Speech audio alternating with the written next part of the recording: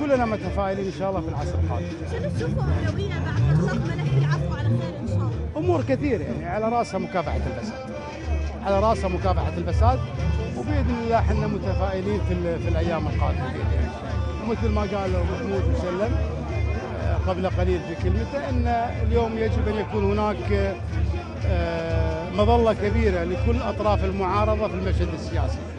واعتقد ابو حمود باذن الله في قادم الايام سوف يسعى الى الجلوس مع جميع اطراف المعارضه والتيارات السياسيه حتى تكون هناك مظله للمعارضه الكويتيه.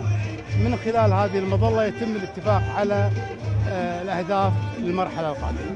وبعض الاخوان تقدموا اعضاء مجلس الامه بالغاء قانون المسيء، ما هو تعليق على هذا؟ يعني هذا من ضمن الامور اللي هم يعني تعهدوا فيها، وعندنا متفائلين باذن الله المرحله القادمه يعني في بعض الاخطاء اللي صارت من ضمنها قانون المسيء، باذن الله ان شاء الله الامور كلها تتحدث في المرحله القادمه. كان اراك مرشح ان شاء الله. باذن الله الكل يرجع وتكتمل فرحتنا بعوده فيصل مسلم وجميع اخواننا المهجرين باذن الله.